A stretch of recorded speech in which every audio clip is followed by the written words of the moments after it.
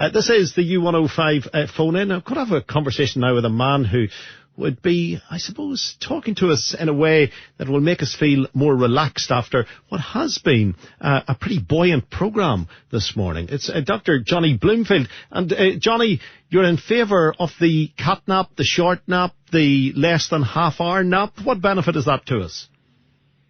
Well, good morning, Frank. Napping has recently been shown, you can see it in the news today, it's recently been shown as a relatively positive thing for us to consider. But I am more of an advocate of strategic napping. So for some people, it's a good thing. For other people, it certainly might not be. So it's not just as simple as giving a blanket message of napping's great, everyone should nap, should try and get a nap in every day. It's much more strategic than that, and it's all linked with how sleep works, and our biology it's quite complex to be fair. So should I, as a hard-working bloke galloping towards middle age or through middle age, should I be setting aside times in the day for the short nap? Because I try and avoid it. Like a lot of people, come 2:30 in the afternoon. If you were to sit on the sofa, you could doze off. I try to avoid doing that. Yeah. That's old man behaviour. Okay. Yeah, what you've said there is absolutely spot on. But let's go through a little bit of why we sleep. So when we're awake, usually it's somewhere between 16 and 17 hours for most of us.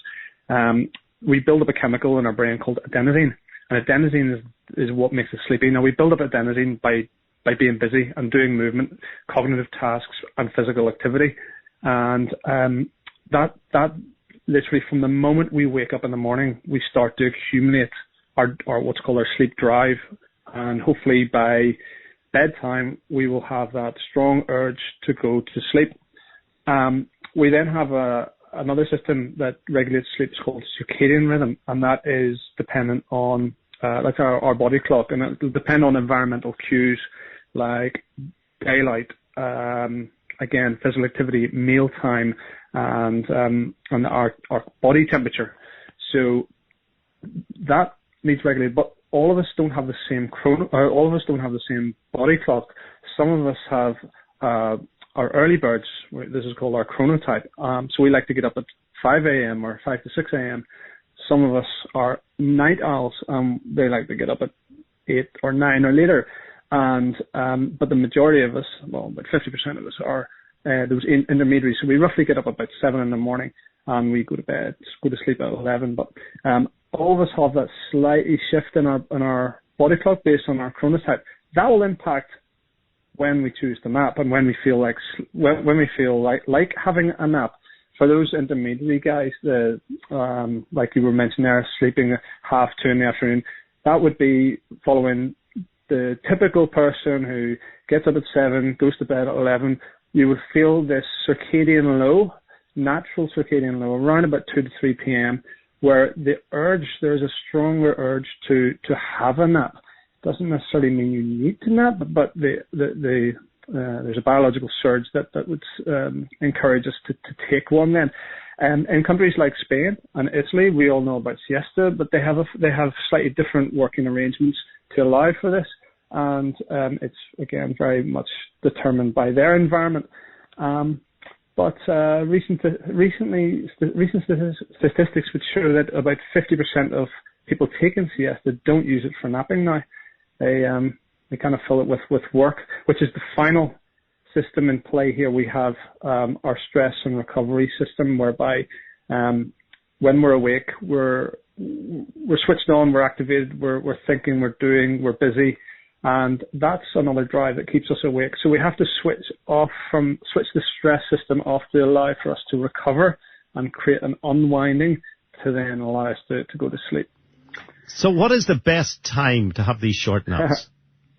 Okay, so again, if we're using naps strategically, the timing would be, well, the technical time is 8 hours from the midpoint of your overnight sleep. That roughly is around about 3 p.m. from most people. And it's very important. It's the length of nap that you go for. There is one study showing that a 6-minute nap can significantly boost your memory and performance, but most power naps would be between 10 and up to 30. Roughly the sweet spot would be around 20 minutes.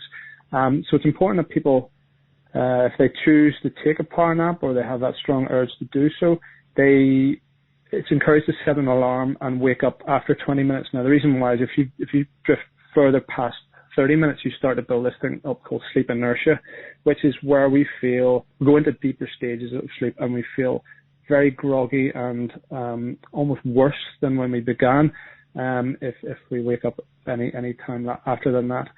I think we've talked a little bit before about a technique called nappuccino. So where I would advocate napping, strategic napping, is for people where safety is a primary concern. So if you're napping to relieve fatigue and sleepiness for the purpose of safety, then nappuccino is a good one, whereby you would take a coffee or an espresso and then immediately go into a power nap for 15 or 20 minutes. Okay, so just on that, because just very briefly, we should take the coffee and then the nap, not the nap and then the coffee. Yeah, absolutely. So you caffeine load, and then you go into a power nap, and by the time you wake up out of your power nap, that caffeine is activated in you. So it's an ideal one. So something quick like an espresso would be good. Would be okay, the best way of taking that. Okay, Johnny, really interesting. So that will improve your day-to-day routine. Those power naps do work. Dr. Johnny Bloomfield from johnnybloomfield.com.